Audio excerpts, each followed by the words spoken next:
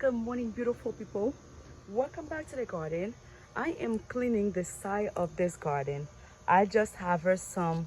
I was cleaning the salvia, and then I just get those one. Maybe I can make a nice bouquet this morning. A nice arrangement with the flowers. It is hot. There's a heat warning today. They said it's going to be 107 or more than that. I'm trying to stay inside, but that can't happen, guys. I am outside doing something at all. It's I can't stay inside. I just cleaned this section, deadhead the hoses, and I'm going inside, and I was watering the pots also.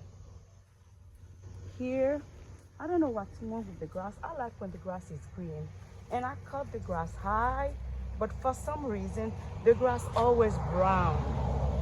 I don't like seeing that. I know it's hard, but oh, I think I need to put fertilizer.